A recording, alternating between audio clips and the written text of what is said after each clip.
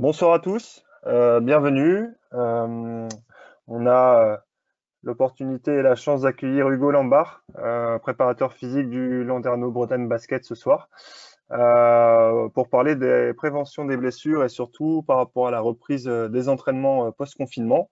Voilà, donc Hugo pourra nous donner ses petites astuces, ses petits conseils en perspective de la future reprise là, très, très prochaine pour éviter que malheureusement les jeunes et puis les moins jeunes dans un deuxième temps reviennent peut-être trop vite, trop fort et retournent à l'infirmerie.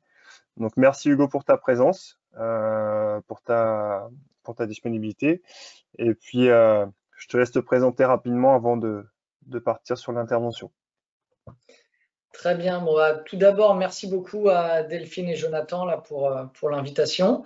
C'est toujours un plaisir là, de parler basket avec différentes personnes passionnées. Donc, j'espère que cet échange sera constructif et puis pourra apporter des éléments de réponse, sachant que, bien évidemment, il n'y a pas une recette magique à appliquer pour que ça se passe bien pour tout le monde, mais essayer plutôt d'adapter tout ce que l'on va pouvoir faire en fonction des publics différents que l'on va avoir au fil des jours et semaines à venir.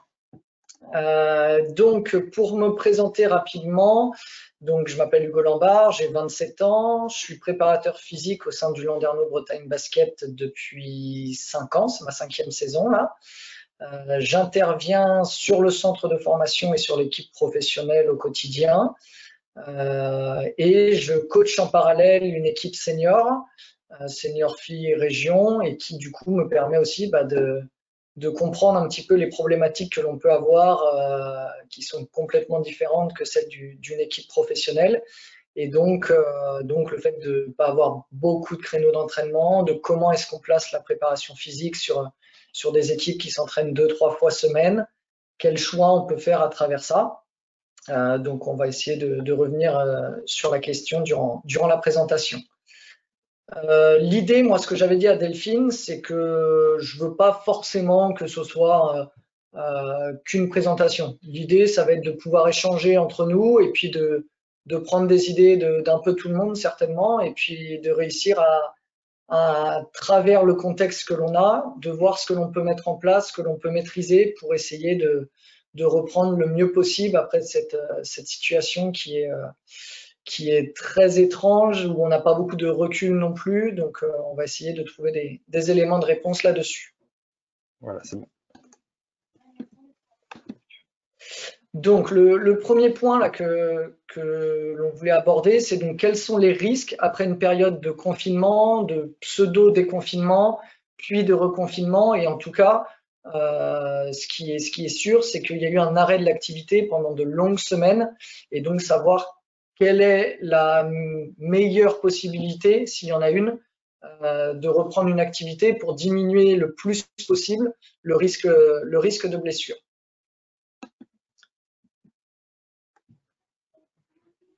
Hop. Donc, première chose par rapport à l'entraînement. Déjà, quand on s'entraîne, on crée des adaptations physiologiques, que ce soit musculaires, cardiovasculaires, et que toute interruption, peu importe la nature de cette interruption, que ce soit une blessure, que ce soit le confinement, peu importe la raison, ça va entraîner des modifications de notre état général et donc créer des adaptations par rapport à ça. Il faut savoir que quand on a une interruption inférieure à 4 semaines, on est sur un désentraînement court. Lorsque l'arrêt est supérieur à 4 semaines, on est dans un désentraînement long. Et là, aujourd'hui, c'est le cas. Nous sommes dans un désentraînement long, car ça fait déjà plusieurs semaines que l'on est arrêté et que l'on sort en plus depuis le mois de mars d'une période de confinement total.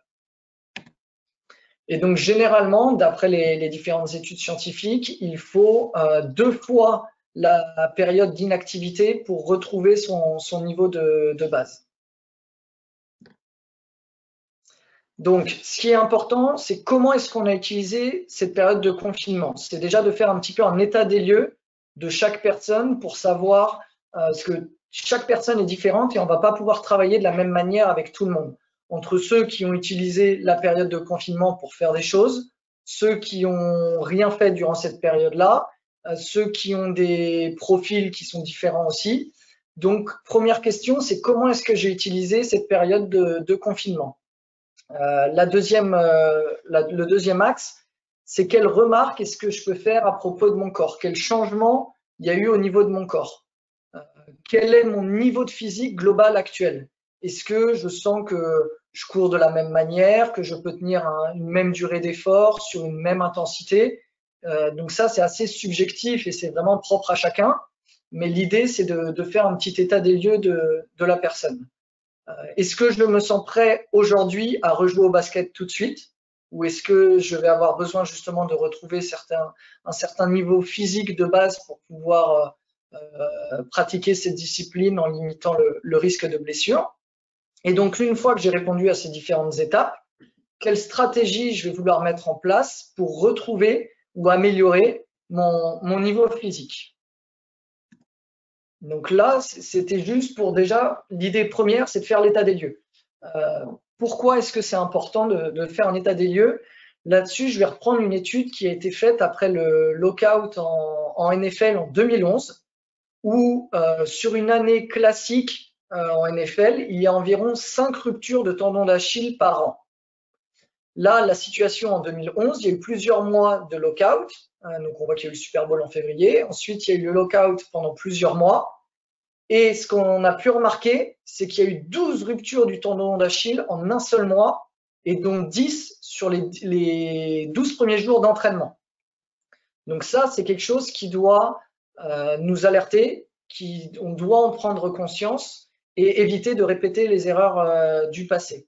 Donc on sait très bien que cette période de reprise, elle va être propice aux blessures. Donc on ne peut pas repartir comme si de rien n'était et se dire que allez, on reprend tout simplement une saison. Non, ça fait plusieurs mois que l'on est à l'arrêt et pas seulement que 2 mois qui sont classiques généralement juillet-août. Donc là, il faut vraiment penser à la stratégie de ça fait 5-6 mois que l'on est à l'arrêt et quel est l'état des lieux de chaque personne parce qu'il va falloir individualiser au maximum. Alors, les quelques premiers conseils que je peux donner, c'est se poser les bonnes questions que l'on vient d'aborder et y répondre sincèrement. Aujourd'hui, avant de parler de performance, on doit parler d'intégrité physique du joueur, de la joueuse et d'éviter au maximum les blessures qui peuvent entraîner un an d'arrêt ou même de quelques jours à éventuellement plusieurs années. Donc l'idée va falloir être très progressif dans la reprise. Ne pas reprendre le basket avec opposition tout de suite, ça c'est une certitude. Concernant déjà la contamination, parce qu'il me semble qu'aujourd'hui le protocole pour les plus jeunes, c'est de reprendre le basket demain, mais sans opposition, jusqu'au 7 janvier. 7 janvier, on a le droit de reprendre l'opposition et certains premiers matchs peuvent avoir lieu dès le 9. Donc déjà, on se retrouve dans une situation qui, par le contexte, est très difficile à gérer. Donc il va falloir trouver des situations où on peut travailler et retrouver un niveau physique sans faire de l'opposition. Et on sait que la pratique du basket, surtout pour les plus jeunes, elle passe énormément par des situations de jeu. Donc là, comment est-ce qu'on va pouvoir trouver des adaptations? Ce qui rend le sport agréable, c'est souvent aussi d'aller dans des activités relativement intenses, se dépenser énormément, avoir des sprints, des changements de direction, des sauts. Voilà, c'est vraiment tout ce qui caractérise notre sport. Et pour une reprise, il va falloir être très vigilant sur cet aspect-là aussi.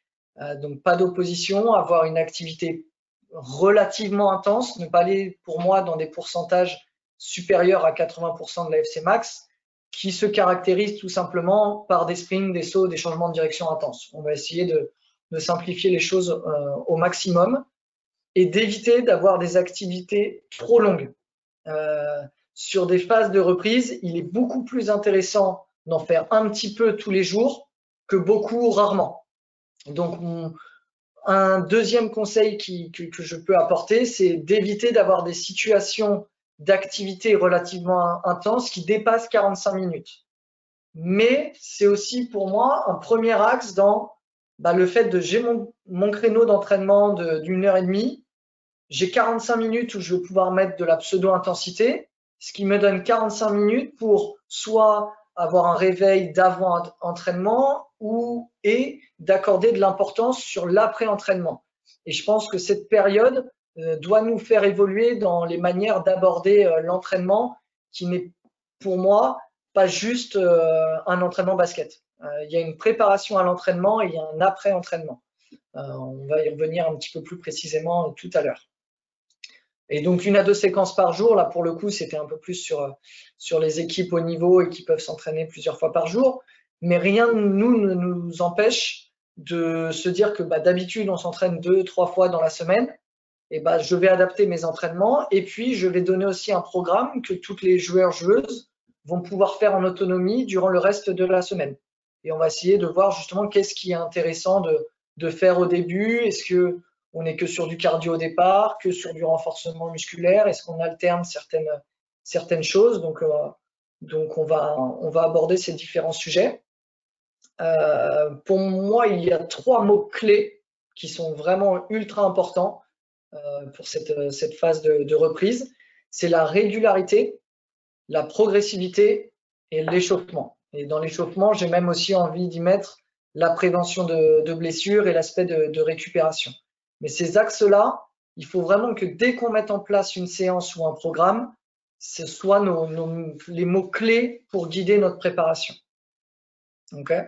Je ne sais pas si vous avez des questions ou pas. Si vous en avez, n'hésitez pas à activer votre micro et puis on coupe, on revient. Moi, il n'y a aucun souci là-dessus. Donc, qu'est-ce que je peux faire? Bon, ça concernait plus la période on va dire de confinement et là, qui va être amené un petit peu aussi pendant les vacances de Noël. Je ne sais pas si tout le monde va pouvoir s'entraîner durant la totalité des vacances. Donc, qu'est-ce que je peux faire, moi, en autonomie? En premier lieu, je pense qu'il est intéressant de travailler sur nos points faibles, à savoir améliorer la mobilité et la souplesse. Je ne sais pas si on a les mêmes publics partout, mais en tout cas, moi, ce que je vois au quotidien à Landerneau et encore plus après une période d'inactivité, c'est que la mobilité articulaire et la souplesse des différents muscles est devenue catastrophique et qui est même presque devenue une réelle source de blessures. Et donc ça, c'est des choses que l'on peut travailler au quotidien, qui ne nécessitent pas forcément un entraîneur, qui ne nécessitent pas du matériel particulier. Et donc ça, moi, je vais vous montrer tout à l'heure différentes fiches de mobilité sur la cheville, le bassin, les épaules. Pareil, différents protocoles d'étirement aussi que je pourrais vous envoyer avec grand plaisir et que je pense, si on arrive à le faire au quotidien, est déjà un premier axe pour limiter les blessures. Développer l'aspect du gainage, c'est vraiment quelque chose qui est fondamental pour moi, qui est la base de tout renforcement musculaire et qui est la base de notre sport. C'est-à-dire que sans gainage, on ne peut pas sauter et se rééquilibrer et se réceptionner en étant équilibré, justement. Et qui, justement, ces mauvaises réceptions sont souvent source de blessures.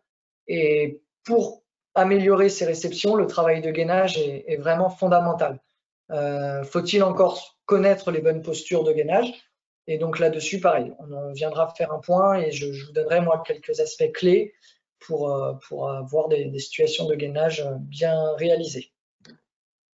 Renforcement musculaire, ça va de soi aussi, hein, pour limiter tout ce qu'on appelle notamment les valgus de genoux, où on voit que lors d'une réception ou lors d'un saut, les genoux qui rentrent vers l'intérieur et qui est un des premiers facteurs sur les blessures graves du genou. Donc, qu'est-ce que l'on peut faire comme petit protocole d'avant-entraînement, de petit travail aussi que l'on peut faire au quotidien? C'est vraiment, voilà, c'est cet aspect de régularité dans les efforts qui est très, très, très, très important. Le travail aérobie, qui est selon moi l'axe premier aussi de tout sport, j'ai envie de dire. Une personne qui n'a pas une bonne base aérobie ne va pas pouvoir s'entraîner quotidiennement, va avoir beaucoup plus de mal à récupérer entre deux efforts. Donc, qui récupère moins bien va être de plus en plus aussi fatigué sur les efforts et donc avec un risque de blessure encore plus important. Et aussi le travail, enfin une personne qui a une bonne base aérobie et donc qui est endurante est moins propice aux maladies. Donc c'est quelque chose qui est aussi très intéressant dans notre quotidien.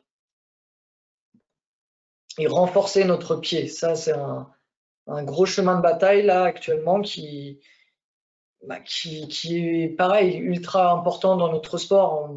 Le basket est avant tout un sport d'appui avec des changements de direction, des sauts. Et donc, si notre pied n'est pas gainé, n'est pas renforcé, n'est pas stable, et ben, c'est sur cet aspect-là que l'entorse de cheville devient la blessure numéro 1 au basket.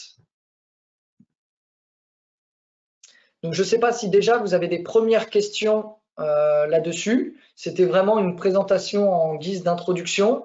Et l'idée, c'est de lancer derrière le débat et qu'en fonction, moi, de vos questions, je puisse vous montrer différentes choses, que ce soit sur des publics jeunes, sur des publics un peu plus vieux, sur des situations particulières, sur ce qui va pouvoir animer en fait le débat, c'est concrètement, vous, quelle est votre situation et comment est-ce que l'on peut y remédier, parce que il n'y a pas une solution. Je ne peux pas, moi, vous donner une trame et vous dire, bah, suivez cette trame-là et tout se passera très bien. Ce serait pour moi vous mentir et en tout cas, je n'ai pas cette vérité-là. Et donc n'hésitez pas si vous avez des premières interrogations. Ouais, Alors, Hugo. je me permets, Hugo. Vas-y. N'oubliez pas de mettre vos questions sur le chat pour que je puisse relayer les questions à Hugo, d'accord, sur les temps ou même où il prend la parole. Et puis après, sur les petits temps de questions comme ça, vous pouvez aussi les poser en direct. Ok, je me lance. Salut Hugo, c'est Johan de Besson. Salut. Petite question par rapport au travail à faire, enfin, petite séance qu'on peut donner à la maison. Quel temps on peut consacrer à ça? Parce que moi j'ai échangé avec pas mal d'entraîneurs du même niveau et on se rend bien compte qu'il y a une grosse baisse de motivation. On va au-delà du travail physique, on va psychologiquement avoir du mal à récupérer nos gars. Voilà, parce que ça fait mal un peu à tout le monde. Et du coup, je pense qu'il faut pas les mobiliser trop longtemps en tout cas, parce que ce sera pas fait. Donc enfin, voilà, je voulais un peu ton avis là-dessus et des petits conseils. Et ben, je comprends très bien la situation. C'est exactement aussi moi cette situation que j'ai vécue et que je vis encore actuellement avec mes filles. Donc là, l'idée pour garder de la motivation, pour moi, ce qui va les animer, c'est pas forcément de répéter des efforts qui ne sont. Eux, ils pratiquent le basket, le sport, c'est ça qu'ils aiment. C'est vraiment le basket. Et c'est pas forcément d'aller faire un footing de 40 minutes qui va les animer. Donc, il y a plusieurs aspects là-dessus. Nous, ce qu'on a créé au LBB, je vais essayer de l'ouvrir et de voir si c'est visible aussi, c'est de travailler à base de petits défis que l'on peut derrière se partager sur une conversation que l'on a avec l'ensemble de l'équipe.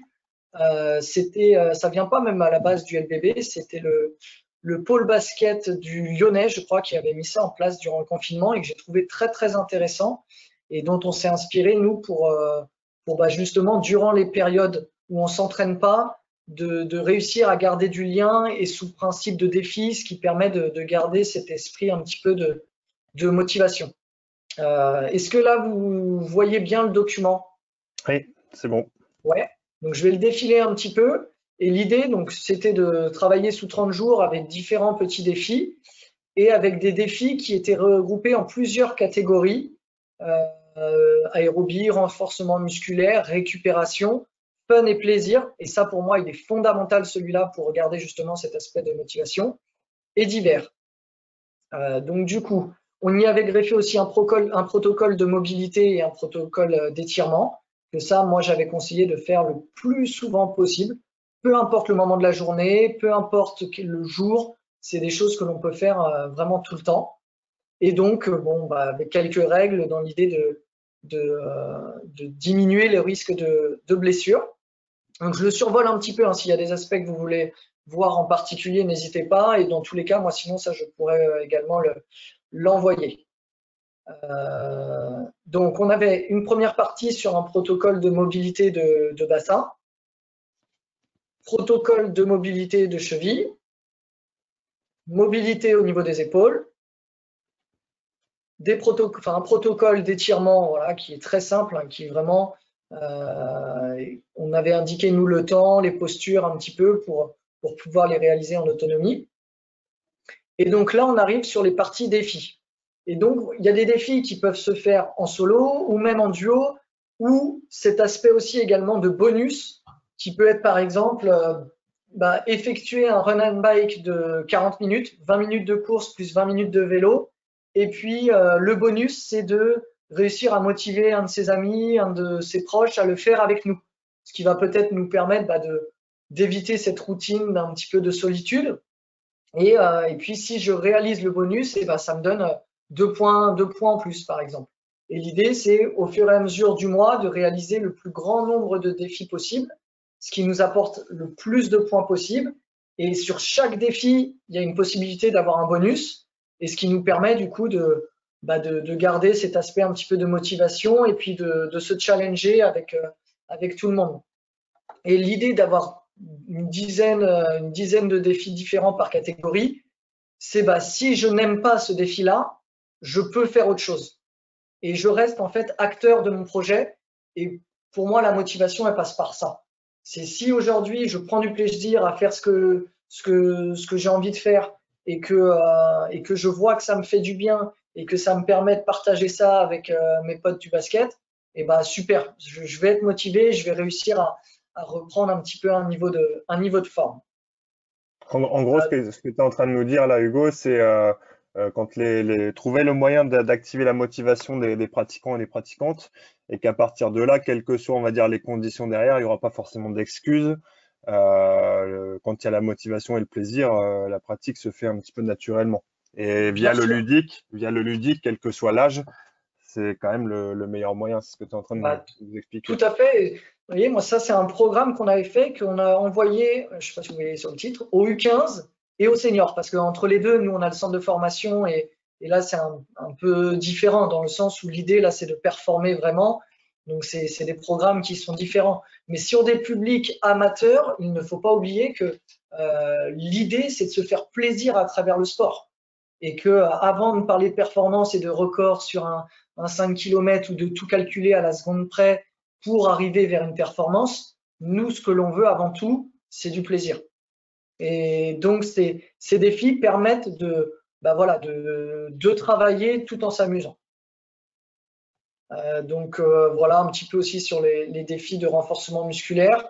Il y a une musique qui a été très à la mode là pendant le confinement qui s'appelle Bring Sally Up et qui permet, en fait, c'est une musique qui dit des fois en gros Sally Up ou Sally Down, et en fonction de si c'est up ou down, je dois effectuer un mouvement de musculation. Par exemple, le squat, quand il dit down, je suis en position basse, quand il dit up, je suis en position haute, et ce qui me permet de travailler en musique, éventuellement de me filmer et de dire moi j'ai réussi à faire toute la musique, et toi est-ce que tu as réussi? Non, moi j'ai tenu qu'1 minute 20, et puis ah ouais, toi tu as réussi, bon vas-y, je vais réessayer.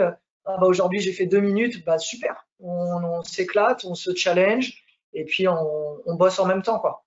Et donc voilà, là c'était l'exemple d'un défi, mais parmi une dizaine.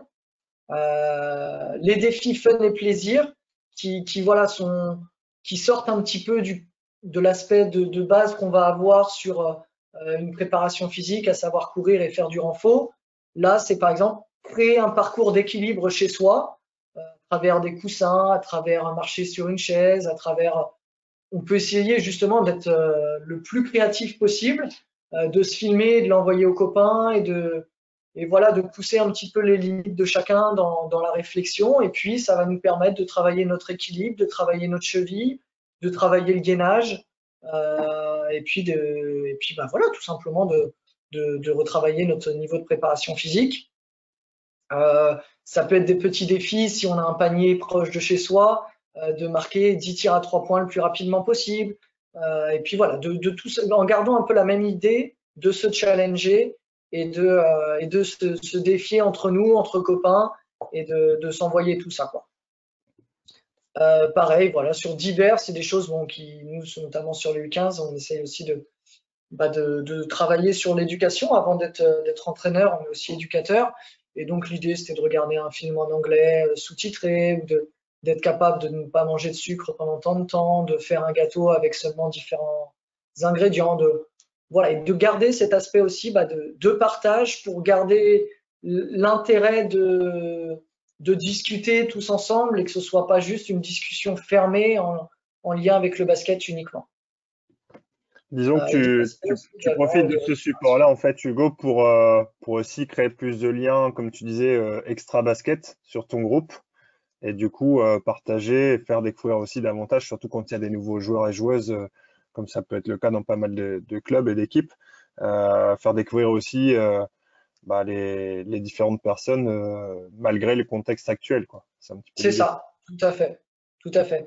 Et je trouve que c'est aussi une période, évidemment, on peut y voir plein d'inconvénients et de choses qui sont néfastes pour le sportif, c'est vrai, ça l'est, mais on peut aussi se dire que c'est une période pour changer des aspects de notre quotidien. Dans les défis de récupération, par exemple, il y a boire un litre d'eau en une demi-journée. Et ça, peut-être que si du coup j'arrive à le mettre dans mon quotidien, et c'est des choses que je vais améliorer finalement pour la suite. Et le confinement aura été bénéfique pour ça. Et donc, il faut essayer d'aller trouver du positif et de ne pas faire que, si je peux pas faire ça, c'est fini, ça sert à rien, j'arrête tout. Et si on peut essayer de se faire des petites routines de travail, avant de me coucher, je vais tout le temps m'étirer. En me levant, je vais commencer ma journée par 20 minutes de travail de mobilité. Et puis voilà, et que ce soit un petit peu tous les jours et pas me dire, de toute façon, j'ai pas 2 heures devant moi, j'ai pas le temps. Mais voilà, il y a des choses qui demandent même pas forcément de temps. C'est juste changer un petit peu nos habitudes pour essayer d'avoir un quotidien qui est meilleur, quoi. Une petite question par rapport aux défis. Est-ce que les défis sont évolutifs? Est-ce qu'il y a un ordre particulier pour le faire et est-ce que c'est un défi par jour? Alors, l'idée justement, c'est de ne pas être trop catégorique et de leur dire, là, d'autant plus qu'on va arriver dans les moments de Noël où on n'a pas tous les mêmes déplacements. Il y a des fois où, moi, là, tel jour, je ne peux absolument rien faire. Moi, en fait, c'est le lendemain où je peux rien faire. Mais donc, l'idée, c'est plutôt de les laisser acteurs de leur projet, de faire un maximum de défis. Maintenant, de ne pas faire, bien sûr, 3 défis aérobie 3 jours de suite.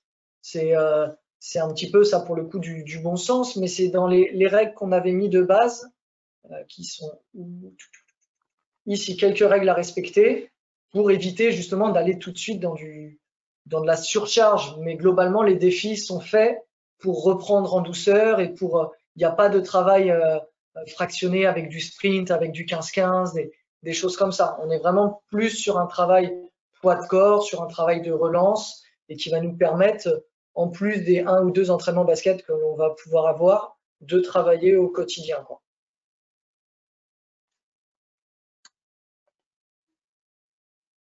Je ne sais pas s'il y a d'autres questions par rapport au défi, parce que sinon il y avait une autre question de Goulven sur les différences que tu peux faire sur la reprise entre les jeunes et les adultes.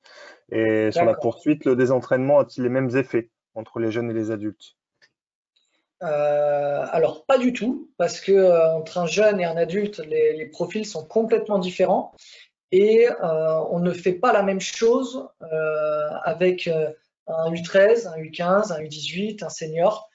Et là-dessus, il y a un document qui a été fait à la base par les Canadiens qui s'appelle le DLTA, qui est le développement à long terme de l'athlète, qui est vraiment un document mais fantastique et qui a été adapté un petit peu aux basketteurs par notamment Sabine et Julien, qui sont donc les préparateurs physiques à l'INSEP, qui l'ont nommé le DLTB, le développement à long terme du basketteur.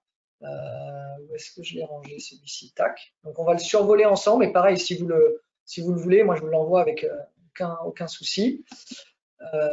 Que faire et quand? Et donc c'est repris, comme je disais là, par le DLTA qui a été fait au Canada, qui est vraiment très bien fait et qui de base est axé sur, on n'a pas les mêmes mentalités déjà d'entraînement, les mêmes modalités d'entraînement en fonction des catégories d'âge. Là, on peut apercevoir donc les différentes catégories: l'enfant actif, s'amuser grâce au sport, apprendre à s'entraîner, s'entraîner à s'entraîner, s'entraîner à la compétition, s'entraîner à gagner. Et donc déjà, ça, c'est des aspects qui doivent nous nous permettent de moduler nos entraînements en fonction de la catégorie d'âge que l'on a.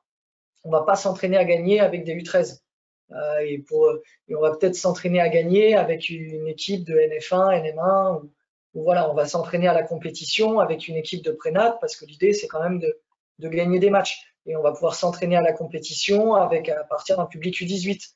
En U15, on va être plutôt sur s'entraîner à s'entraîner.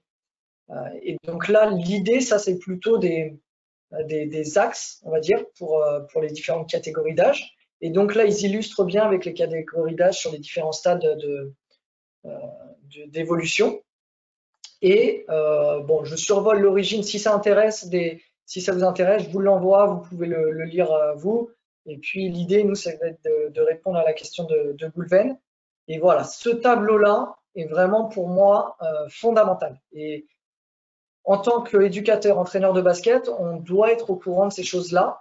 En gros, c'est les différentes qualités physiques et quelle est l'importance dans le travail de ces qualités physiques en fonction des différentes catégories d'âge. Donc là, on voit que les étoiles varient en fonction de si je suis pro, si je suis 15 et de la qualité physique. Par exemple, la vélocité, on ne la travaille pas du tout avant 10 ans. On l'intègre petit à petit un petit peu en U11, U13, en U15 un petit peu plus, et à partir de U16, U18, ça devient une qualité physique que l'on doit travailler relativement souvent. Inversement, pour la réactivité. Donc voilà, c'était plus pour vous montrer un petit peu comment lire ce tableau, mais qui est très très simple. On voit que le travail de coordination et de fréquence, on le travaille énormément chez les jeunes, et plus on avance, plus ça doit laisser la place au développement d'une autre qualité physique, comme par exemple le développement de la force, qui est là traduit en muscu, qui, voilà, avant U16, on a d'autres choses à travailler plus que la muscu, et inversement. Et donc, voilà, je pense qu'il faut encore plus aller dans ce principe-là, notamment après une période de confinement et d'arrêt. Maintenant, on va avoir la fameuse problématique de réussir à entraîner des jeunes de manière individuelle, sans opposition. Il va falloir trouver des stratégies de jeu pour justement garder une motivation et ne pas être dans un développement individuel comme ce qui pourrait être sur un centre de formation ou sur une joueuse professionnelle qui est d'accord pour ne pas forcément s'amuser énormément parce que son objectif est de performer et de se développer individuellement. Donc, ce sont des méthodes aussi d'entraînement différentes en fonction des années d'âge. Donc voilà, je continue un petit peu sur le développement et puis derrière, chaque qualité physique est expliquée sur quel est l'intérêt de la travailler, sur quelle période de développement c'est le plus intéressant et des petits exemples de séances. Voilà, ça passe par la souplesse, par l'agilité, la coordination, le travail de vitesse. Voilà, on voit qu'à 5-12 ans, on privilégie plutôt l'aspect qui va être de fréquence et qui va être sur de la coordination et puis qu'on évolue différemment sur les différents âges. Pareil sur le développement de la force. Donc c'est vraiment un document qui a été très bien en plus retravaillé dans le sens, voilà, concrètement, j'ai des U11, qu'est-ce que je dois faire? Vitesse, coordination, énergie, force, souplesse. Comment est-ce que je travaille ça? Voilà, ça c'est avec des exemples, enfin des axes même d'évaluation qui sont très clairs. Un U11 doit être capable de courir entre 15 et 25 minutes. Faire un footing de 40 minutes en U11, il n'y a pas d'intérêt vraiment physiologique là-dessus. Globalement, un U11, il s'entraîne entre 45 minutes à 1 heure par semaine. Voilà. Sur les U13, on est plus à 1 heure à 2 heures et puis être capable de courir entre 20 à 30 minutes, etc., etc., sur les différentes qualités physiques. Est-ce que ça te va, Goulven, comme réponse ou il y a vraiment des choses que tu veux développer un petit peu plus particulièrement? Non, c'est bon, merci. Merci, Hugo. Super. Il y a une question de Gaëtan aussi par rapport à la programmation sur un public plus jeune, notamment U9, U11, U13, non autonome. Comment toi, tu pourrais, qu'est-ce que tu pourrais proposer du coup pour ce public plus jeune? Alors, pour moi, sur le public qui ont cet âge-là, l'idéal, c'est de réussir à travailler, on va dire, à travers éventuellement un Zoom, ce qui permettrait déjà de voir aussi l'ensemble des personnes, qui permettrait au coach de faire la séance, que ce soit avec un travail de dextérité, le ballon, puis mettre un petit peu de physique à l'intérieur de tout ça. Mais ouais, moi, sur les publics très jeunes, je trouve ça intéressant de pouvoir travailler ensemble et de se dire que bah, c'est mon heure d'entraînement. Tout comme si j'allais à la salle, bah là, je me mets devant mon ordinateur, ma tablette pour travailler avec mes copains, mon entraîneur, écouter ce qu'on me dit et puis mettre un petit peu de fun et puis voir les autres. Je pense que là, sur cet âge-là, c'est très difficile d'être acteur de son projet en étant vraiment tout seul et autonome, quoi. Et que là, pour le coup, c'est vraiment le rôle d'éducateur qui rentre en compte, quoi. Et que je peux pas envoyer une séance à faire tout seul comme ce que je pourrais envoyer éventuellement à partir de la catégorie U15. Pour moi, pour les plus jeunes, il faut vraiment faire avec eux et puis les driver et puis en leur disant qu'on fait une séance tous les 2 jours de ce créneau horaire-là et puis que ça correspond à notre créneau d'entraînement. Merci Hugo. Je ne sais pas si vous avez d'autres questions, n'hésitez pas sur le chat. Sinon, tu peux dérouler. Je t'en prie. Ok. Donc ça, on a parlé, ça c'est bon. Alors, pour commencer à parler un petit peu plus précisément de ce qu'on fait, nous, sur les entraînements, et en tout cas, c'est mon conseil sur les semaines à venir d'avoir un avant-entraînement, un corps d'entraînement et un après-entraînement. Faire 1h30 de basket, on va avoir des PT à tir-larigot, c'est une certitude. Je pense que si on se cantonne à 45 1 heure d'entraînement, c'est suffisant et ce qui va nous permettre d'avoir un quart d'heure d'avant-entraînement et un quart d'heure d'après-entraînement. Et sur les avant-entraînements, ça va nous permettre de travailler spécifiquement certaines choses. Je prends par exemple, là c'est un aspect scientifique, l'entorse de cheville est la blessure la plus fréquente au basket. Le confinement nous a amené à moins nous déplacer, donc à encore moins utiliser notre pied. Donc c'est quelque chose qui est fondamental de réveiller et de renforcer avant chaque entraînement pour moi.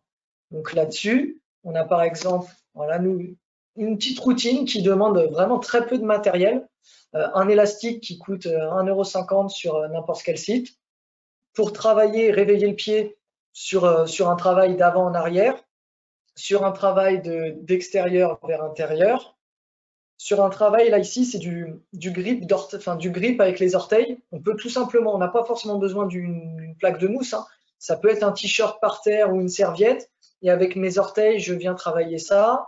Avec une balle de tennis, je vais masser ma voûte plantaire, qui pareil, c'est complètement rétracté suite à la non-utilisation du pied. Venir faire de l'équilibre en me mettant sur la pointe de pied, en redescendant sur le talon, de venir faire un petit peu de mobilité en gardant mon pied au sol et en cherchant à avancer mon genou le plus loin possible sans décoller mon talon. Et puis un travail un petit peu de proprioception si on a différentes plateformes, mais c'est même pas ces 2 exos-là pour moi qui sont les plus importants, mais plus sur ce qu'on a vu avant. On a également du travail voilà, qui a été très bien fait, c'était une routine ça, de Julien Colombo, qui reprend des exercices que l'on a déjà évoqués là, ou de faire voilà, l'alphabet avec son pied. Et voilà, c'est des petites choses qui vont nous prendre 5 minutes. 5 minutes pour la cheville, 5 minutes pour le bassin, 5 minutes pour le travail un petit peu des ischios qui est un travail de prévention sur les blessures du genou, et ce qui va nous permettre aussi de mieux rentrer dans l'entraînement. Voilà, juste avec un élastique, des choses que l'on est capable de faire et que l'on peut mettre en place avant un entraînement. Là, on est sur du travail vraiment ischio-jambier et fessier. Donc les ischio-jambiers, ce sont les muscles derrière les cuisses qui nous permettent de se préparer à l'effort et d'éviter peut-être une déchirure parce qu'on va directement accélérer pour aller mettre des lay-ups, faire des passe-passe lay-up et finalement le corps n'est pas prêt à ce type d'effort-là. Bon, ça va reprendre des exercices un petit peu similaires aussi, mais en étant un petit peu plus actif pour avoir des slides, des marches, de la marche avec des élastiques, des choses qu'on peut faire un peu plus au sol, pardon, et qui est donc un réel travail là pour le coup et renforcement des fessiers. À savoir que les fessiers, sans fessiers, on ne tient pas debout. Donc c'est vraiment un muscle qui est fondamental pour développer nos performances, pour être capable de sauter plus haut, courir plus vite, mais qui est aussi fondamental dans l'aspect prévention des blessures, des croisés, et qui peut être que bénéfique. Et donc en faire un petit peu tous les jours, d'avoir mon petit protocole de routine avec mon élastique. Je commence par ça avant d'aller prendre un ballon. C'est des choses qui sont faciles à mettre en place et que l'on peut faire sans difficulté. Pour des publics peut-être un peu plus âgés qui se plaignent souvent des douleurs du dos, bah voilà, il y avait une petite routine que j'avais trouvée, je crois que c'était sur Instagram, là, avec voilà, 6 exercices à faire qui, quand on le fait au quotidien et avant une pratique sportive, peuvent peut-être nous éviter d'avoir mal au dos. Donc des choses très simples et qui sont, je ne sais pas si vous les voyez bien. De toute façon, si vous êtes intéressé, vous me dites, hein, je vous envoie ça. Pareil sur la mobilité de cheville. Pareil sur la mobilité du bassin. Donc avec les explications, le nombre de répétitions. Hop. De la mobilité un petit peu plus globale, là, qui reprend différents exercices avec tout simplement juste un bâton. Et c'est des choses que l'on peut trouver et qui demandent aucun aspect financier important et qui demandent en fait juste la volonté de le mettre en place, tout simplement. Pareil sur les épaules, une petite routine que l'on peut faire avec avec juste un élastique, et c'est le même élastique que l'on peut utiliser pour notre routine cheville. Donc même si on n'en a pas aujourd'hui au sein du club, au sein de la structure, bah, soit demander à chaque personne d'en acheter un, pour 2 €, on en a un, soit le club en prend une dizaine, une vingtaine, et puis ça permet de couvrir les différents entraînements. Donc voilà sur ce que l'on mène nous, sur les routines un petit peu d'échauffement. Sur les aspects de récupération, donc avoir des routines un petit peu d'étirement, et c'est là où je ne sais pas si tout le monde l'a reçu. Durant le confinement, moi j'avais reçu ce document-là qui expliquait un petit peu le livret pour les sportifs et entraîneurs en période de confinement et qui reprenait des situations très intéressantes sur une routine un peu de travail abdominal. J'ai été tout de suite dessus. Routine de travail abdominal avec explication de chaque exercice et des postures. Et en fonction du niveau que j'ai, je réalise différents nombres de tours, différents types de récupération.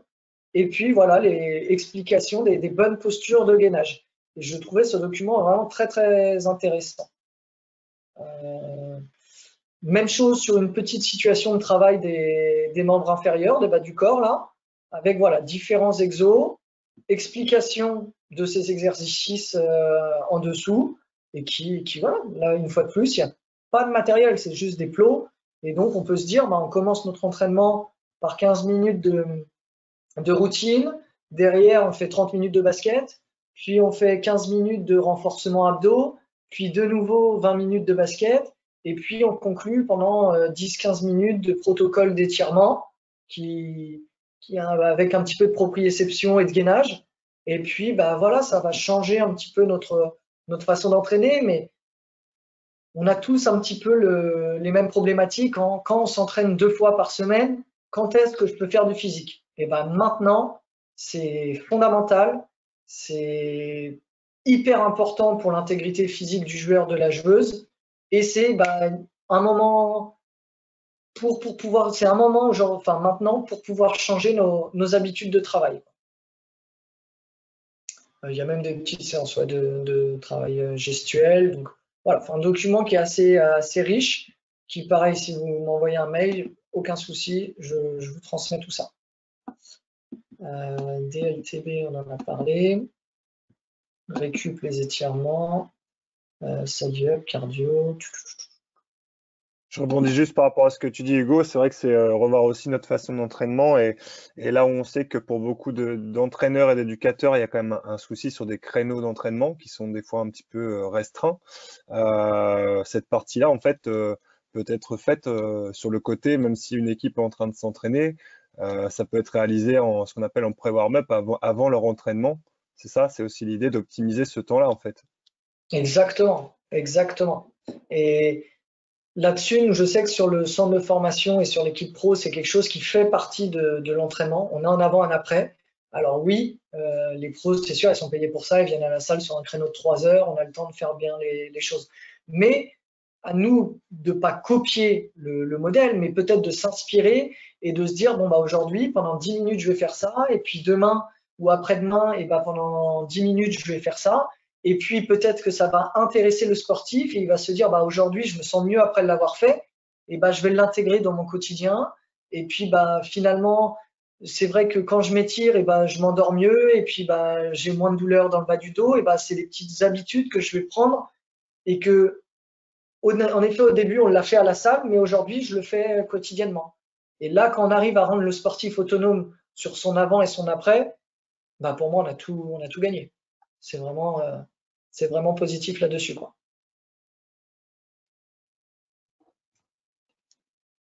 N'hésitez pas hein, à poser les questions sur le chat s'il y en a.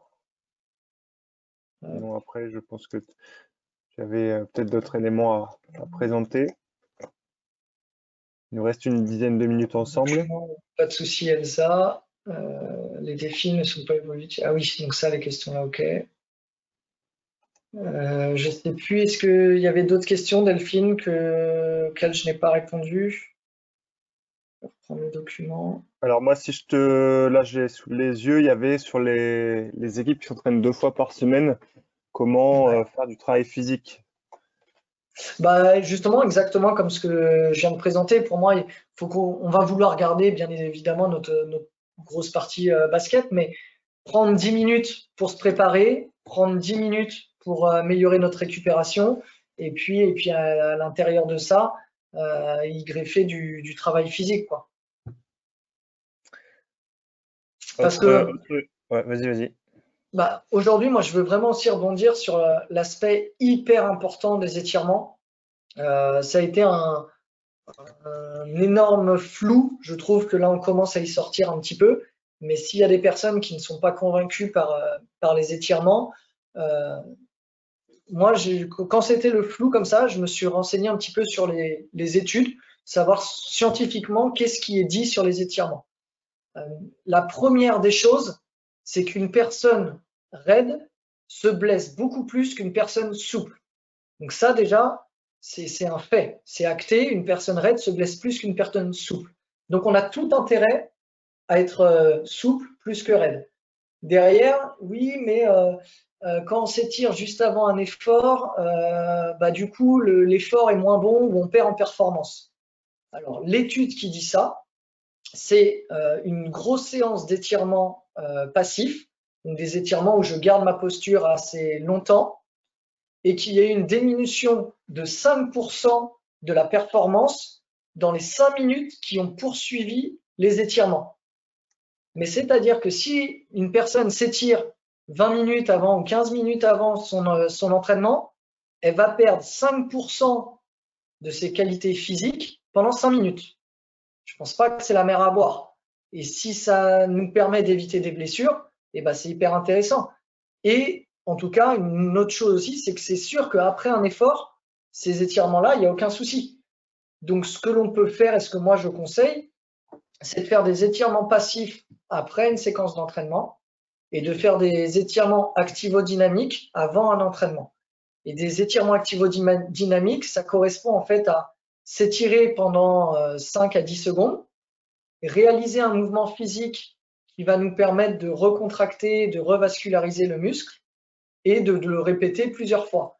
Un exemple, j'étire mon ischio-jambier pendant 5-10 secondes, donc je plante le talon dans le sol et donc j'étire le derrière de ma cuisse. Et derrière, pendant 5 à 10 secondes, je fais des talons-fesses et ça, je le répète 3 fois. Pareil pour l'étirement du quadriceps, pareil pour un étirement fessier. pareil pour le mollet. Et à chaque fois que j'ai étiré, je réactive. Et ce qui va me permettre de m'échauffer et éventuellement aussi d'éviter en tout cas de perdre en souplesse et d'être encore plus raide. Donc pour moi, les étirements, c'est vraiment quelque chose de très très important. Il ne faut pas négliger et encore plus en période de reprise. Après, la vigilance, comme tu le dis, Hugo, c'est surtout savoir quel type d'étirement faire à quel moment de la séance. C'est là où il C'est ça. faut Mais être très vigilant sur ce qu'on propose. oui, c'est ça. Mais même si on a peur un petit peu parce que j'ai entendu que faire des étirements avant un entraînement, c'est pas bon, c'est faux. Ça a été en fait grossi et c'est pas la réalité des choses. Nous, sur le sport professionnel, il y a énormément de joueurs, quand moi j'étais à Lasvel, ou de joueuses là ici à Landerneau, qui se font des vraies séances d'étirement avant les entraînements. Ça leur permet de déverrouiller le corps, de sentir que tout fonctionne bien, d'être mieux psychologiquement, de se sentir mieux physiologiquement. Bah, let's go, pourquoi on s'interdirait ça? Pour les 5 minutes et les 5%. C'est quand même pas ce qui va changer la phase de l'entraînement et ce qui va, pour le coup, peut-être éviter une blessure, quoi. Une autre question qui était ressortie, c'était quelle est ta position, toi, pour le travail physique vis-à-vis des jeunes, avec ou sans ballon? Bah, pour moi, en fait, le travail physique chez les jeunes, il doit être ludique. Donc, si le ballon nous permet d'avoir cet aspect ludique, mais qu'il n'est pas contre-productif dans la réalisation du mouvement, pas de souci. Faire du travail aérobie avec ballon plutôt que de se dire on pose les ballons, on fait des allers-retours. Oui, en effet, c'est sûr que sur les jeunes, il y a peut-être des situations de travail avec ballon qui peut être intéressant. Mais si je fais du renforcement musculaire et que je commence à avoir l'apprentissage du squat, des fentes, et que j'y greffe un ballon qui va être un élément perturbateur à la bonne réalisation du mouvement, bah peut-être que là, pour le coup, non, il va falloir que je trouve un autre principe pour trouver cet aspect ludique, qui peut être par exemple le fait de le faire en musique, le fait de se faire un petit concours de allez, on fait une fente, au moment où je dis stop, on doit être capable de s'équilibrer, de s'arrêter, et ça va nous garder cet esprit ludique, mais tout en bossant bien, quoi. Merci Hugo. Autre question, comment anticiper le retour à l'opposition le 9 janvier si l'opposition à l'entraînement est autorisée que le 7? Ouais, et bah là, bon courage. Et là-dessus, j'ai pas de recette magique ou quoi. Pour moi, si on reprend l'opposition le 7, c'est juste inconcevable de jouer le 9. De reprendre des entraînements là sur la période de Noël, je sais pas comment ça va se passer, mais c'est quand même pas des choses qui sont très simples. Je suis pas sûr qu'entre le 15 décembre et le 15 janvier, il y ait une quinzaine d'entraînements qui soient réalisés, qui permettent de retrouver un niveau physique.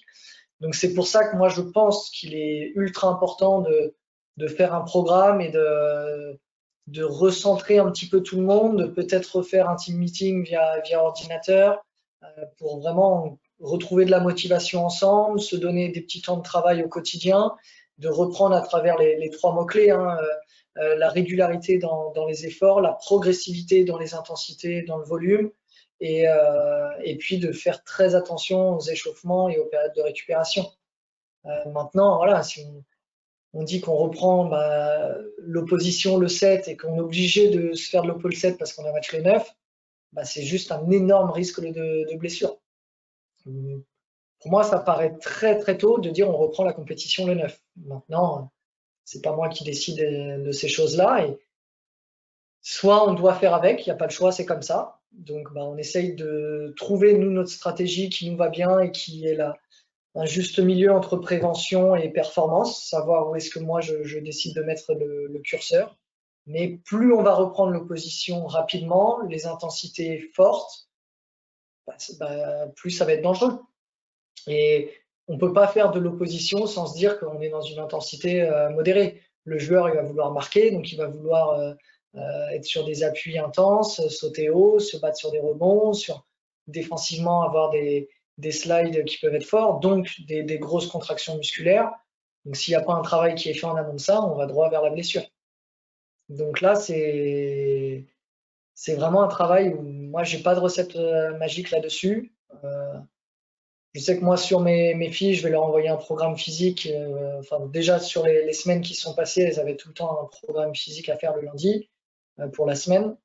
Et puis là, on va continuer là-dessus. Et puis, je serai très, très progressif, quitte à me dire que bah, tant pis, on ne sera pas prêt sur les premiers matchs peut-être, mais au moins l'intégrité physique de mes joueuses seront, j'espère, le mieux possible, quoi.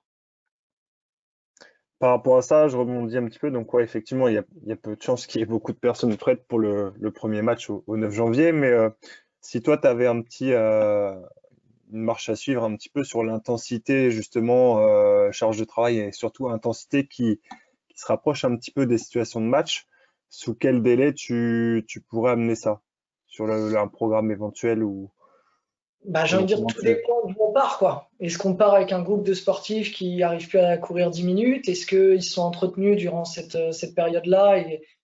Et aujourd'hui, bah, le travail aérobie est fait, on n'a plus que la partie un peu de renforcement musculaire. C'est assez dur de donner vraiment un axe parce que c'est des choses qui dépendent tellement du public, de ce qui a été fait, du type d'arrêt réel qu'elles ont eu ou pas. Est-ce que voilà, je vois que le club de béton, on voit des séances régulièrement avec les différents coachs pour inciter justement les licenciés à bosser. Et donc, c'est des choses qui sont hyper intéressantes pour bah, plus on aura un bon niveau, plus vite on pourra reprendre vers le travail avec opposition. Mais te donner exactement les chiffres, sinon si tu n'as rien fait, j'ai envie de te dire, il faut 6 semaines devant toi. Ouais, c'est ça. Maintenant, bah, ouais, les 6 semaines, elles nous amènent en février. Donc, comment est-ce qu'on fait? Voilà, c'est des choix. Et justement, là, il faut en tout cas, si on n'a pas repris, il faut là impérativement reprendre, même si on n'a pas d'accès aux salles, même si c'est reprendre différemment à travers des défis, à travers des challenges, à travers des visios avec toute l'équipe. Mais il faut qu'on arrive à se remettre au boulot. Autre question, comment développer l'aérobie chez les jeunes qui n'aiment pas forcément ça? Ah bah, il faut passer par là. C'est vrai que le basket est un sport qui nous permet de développer l'aérobie. On est tout le temps en mouvement. Donc voilà, c'est des choses qu'il va falloir trouver des moyens entre soit sur le vélo, soit sur la course à pied, soit un travail éventuellement en piscine ou à travers d'autres types d'activités sportives. Si on peut reprendre le foot, et ben pourquoi pas essayer d'aller faire un foot avec des amis ou à travers d'autres activités sportives. Mais il faut réhabituer le cœur à monter un petit peu et avoir un nombre de battements cardiaques assez hauts sur des durées très progressives, en commençant par des quarts d'heure, puis 20, puis 30, puis 45, et puis avancer comme ça en fonction du ressenti de la joueur, du joueur ou de la joueuse. Et voilà, mais on ne peut pas faire du travail aérobie en restant dans son canapé. Et si on n'a pas envie de sortir parce qu'il fait froid, parce que le temps n'est pas forcément bon, et ben c'est pas grave. On se trouve des situations de travail, un travail de talon-fesse, de jumping jack, de mountain climber, et on se fait un petit circuit pendant 45 secondes, je fais un effort, je récupère 15 secondes, et puis j'ai 6 exercices comme ça, je prends 2 minutes de récup entre chaque tour, et puis je dois faire 4 tours, ce qui nous permet de le faire chez soi au chaud, oui c'est ça, et puis de travailler quand même cet aspect aérobie. Très bien, merci Hugo. Est-ce qu'il y a d'autres questions pour les personnes présentes? Ça se passe pour l'instant, j'en ai pas en visu. Je ne sais pas de ton côté si tu avais d'autres points à aborder particulièrement. Non, moi j'espère juste que ça a pu vous éclaircir un petit peu sur l'importance de l'avant et l'après entraînement. Et voilà, c'est vraiment quelque chose qui pour moi aujourd'hui n'est pas compliqué à mettre en place et qui peut transformer cette période un peu compliquée en aspect bénéfique pour la suite des saisons à venir, parce que ça va nous permettre de glisser un petit peu de travail physique au cours de nos différentes séquences d'entraînement. Et puis, pour réussir à retrouver un niveau physique, d'en faire un petit peu tous les jours, c'est quelque chose qui est fondamental. Et donc, si moi, je voulais vous mettre dans le chat mon adresse mail, si vous voulez le moindre document que j'ai passé aujourd'hui, là, il n'y a aucun souci, que ce soit le DLTB, que ce soit des routines de travail, que ce soit peu importe. Si ça peut vous aider, nous aider et limiter le nombre de blessures, et ben c'est top. Alors, sachant que nous, du coup, on a enregistré l'intervention de ce soir, qu'on la remettra en replay sur le YouTube du comité départemental des Côtes d'Armor de basket, avec aussi les liens d'accès pour télécharger les documents en même temps. Notamment le DLTA qui fait 80 pages, donc il y aura de quoi lire sur les vacances de Noël. Oui, Merci oui, oui. beaucoup. Merci beaucoup, Hugo, en tout cas. C'était vraiment très accessible pour tout le monde. J'espère que tout le monde a pu prendre des notes et en profiter pleinement. Merci en tout cas encore pour ta disponibilité et puis ta présence. On vous souhaite à tous une bonne soirée, une bonne reprise pour ceux qui auront la chance de reprendre dans les jours à venir. Et puis pour ceux pour qui il faudra patienter un petit peu, ça sera début janvier. De bonnes fêtes de fin d'année à tous. Merci à vous. Portez-vous bien. Bonne soirée. Merci beaucoup pour l'invitation et bonne fête de fin d'année à tous.